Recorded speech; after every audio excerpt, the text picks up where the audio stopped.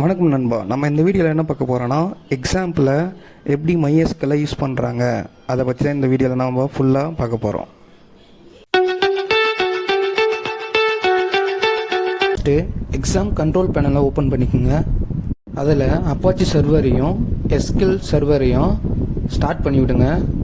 Next SQL அட்மினை click பண்ணுங்கள்.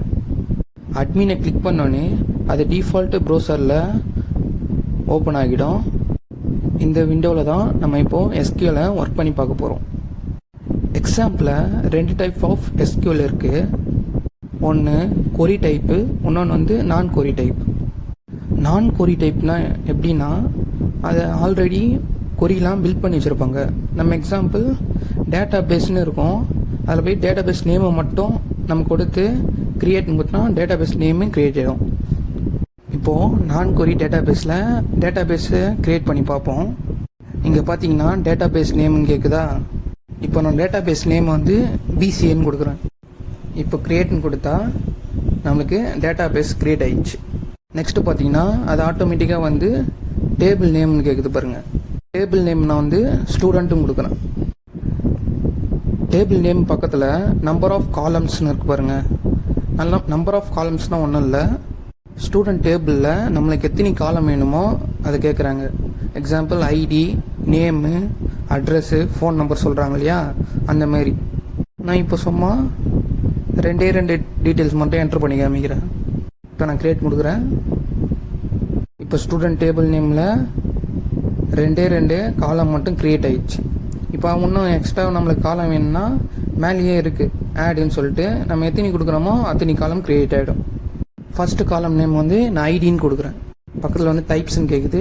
டைப்ஸ்னால் இன்டீஜரா, floater, ஸ்ட்ரிங்கான்னு கேட்குது.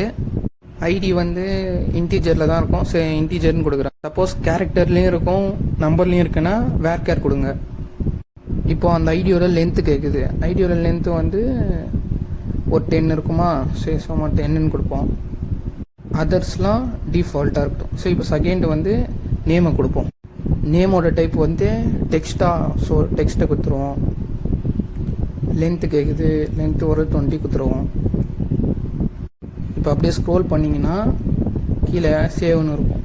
Save enter பண்ணிங்கன்னா நம்ம கொடுத்த டேட்டாலாம் சேவ் ஆகிடுச்சு. இப்போ டிஸ்பிளே ஆகுது. இப்போ நெக்ஸ்ட்டு வந்து இப்போ நம்ம என்ட்ரு பண்ண ஸ்ட்ரக்சரில் வந்து வேல்யூலாம் இன்செர்ட் பண்ணணும் இல்லையா. இப்போ அதுக்கு மேலேயே வந்து இன்செர்ட்னு ஒன்று இருக்கும். அதை கிளிக் பண்ணிங்கன்னா நம்ம கொடுத்த காலம் நேமுக்கு என்ன வேல்யூவோ அந்த வேல்யூவை என்ட்ரு பண்ண மாதிரி ஒரு பாக்ஸ் வந்துடும். ஐடி வந்து 1ன்னு கொடுப்போம், நேம் வந்து C1 கொடுப்போம். நெக்ஸ்ட்டு கீழே பார்த்தீங்கன்னா கோன்னு இருக்கும், அதை கிளிக் பண்ணி இப்போது அந்த ஃபஸ்ட்டு ரோ வந்து இன்செர்ட் ஆயிடுச்சு. இப்போ அந்த மாதிரியே இன்னொரு டேட்டா இன்செர்ட் பண்ணி பார்ப்போம். ID2, நேம் வந்து CEO2. இப்போ கீழே கோன்னு கொடுத்தீங்கன்னா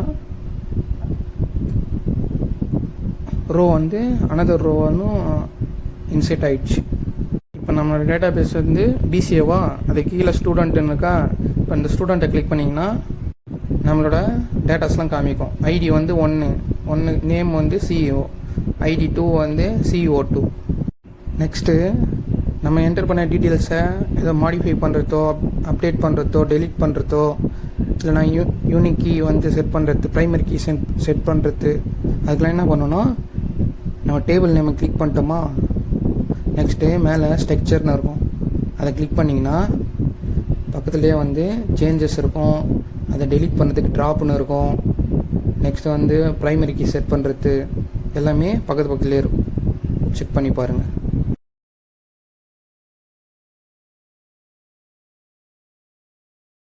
நான் கொரி டைப் பார்த்தோம். இப்போ கொரி டைப்பில் SQL பார்க்க போகிறோம்.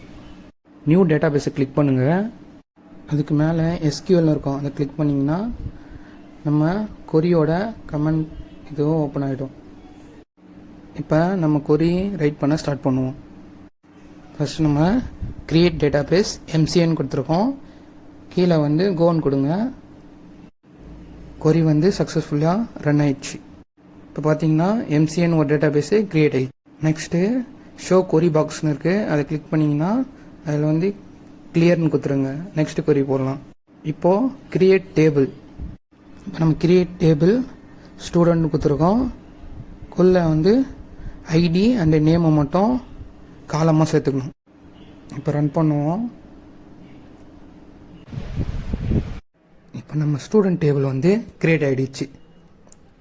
நெக்ஸ்ட்டு மேலே ஷோ கொரி பாக்ஸ்னுக்கே அதை கிளிக் பண்ணி ஃபஸ்ட்டு எதனா கொரியை கிளியர் பண்ணுறோங்க. நெக்ஸ்ட் வந்து இப்போ வேல்யூ இன்செர்ட் பண்ண போகிறோம்.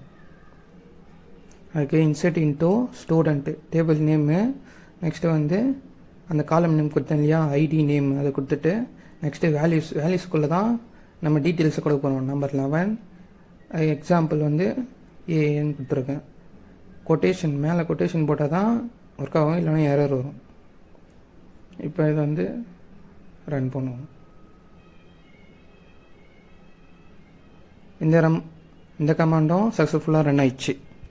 இப்போ திருப்பியும் இன்னொரு கொரி கொடுத்து பார்ப்போம் இன்செர்ட் பண்ணி. இப்போ வந்து இன்செர்ட்டிங்கில் 12ன்னு சொல்லிட்டு வேல்யூவை இன்செர்ட் பண்ணுறோம். இந்த வேல்யூவும் சக்ஸஸ்ஃபுல்லாக இன்செர்ட் ஆயிடுச்சு. இப்போ போய் நம்ம ஸ்டூடெண்ட் டேட்டாபேஸை கிளிக் பண்ணி பார்த்தோன்னா ஸ்டூடெண்ட் டேபிள் நேமை கிளிக் பண்ணி பார்த்தா அந்த பாருங்க ஐடி 11 12 நேம் வந்து இன்சைடு இருக்கா. நெக்ஸ்ட் நம்ம செலக்ட் கமாண்டு யூஸ் பண்ணி பார்ப்போம். செலக்ட் கமாண்டு எல்லாத்தையும் செலக்ட் பண்ணுறதுக்கு select star from table name ஸ்டூடெண்ட்னு போட்டுனா ஒரு இப்போ ரன் பண்ணி பார்ப்போம். இப்போ பார்த்தீங்கன்னா சக்ஸஸ்ஃபுல்லாக ரன் ஆயிடுச்சு. இந்த டிஸ்பிளே ஆகிருப்பாங்க ஐடி நேம். ஃபஸ்ட்டு வந்து நம்ம டேட்டா பேஸை கிளிக் பண்ணி உள்ளே போய் பார்த்தோமா, இப்போ வந்து கொரி கொடுத்து டிஸ்பிளே பண்ணி பார்க்குறோம். இப்போ அப்டேட் கமாண்டை பார்க்குறோம்.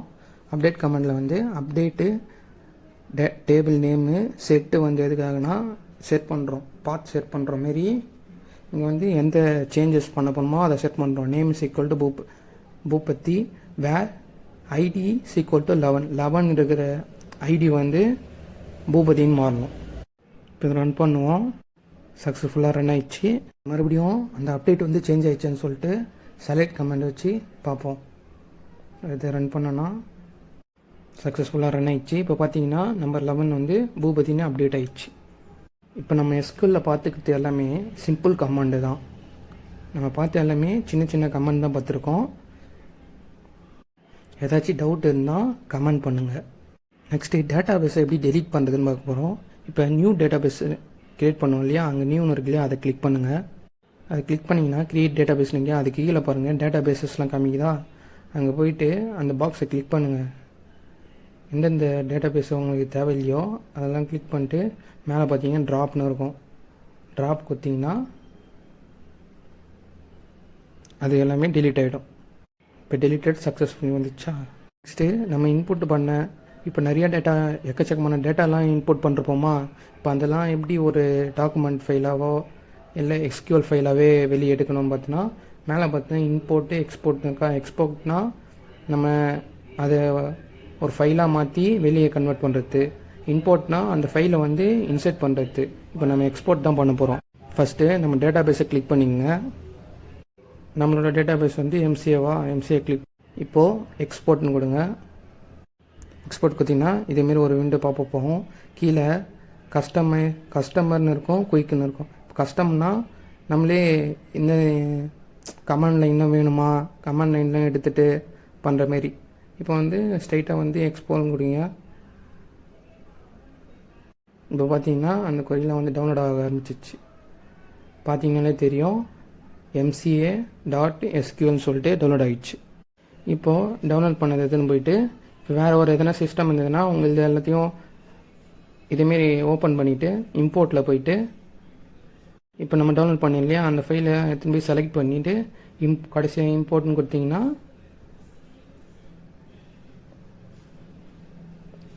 அந்த டேட்டா பேஸ் வந்து க்ரியேட் ஆகிடும். அதுக்குள்ளே இருக்கிற எல்லா டேட்டாவும் அப்படியே வந்துடும். சரி, ஓகே, தேங்க்யூ ஃப்ரெண்ட்ஸ்.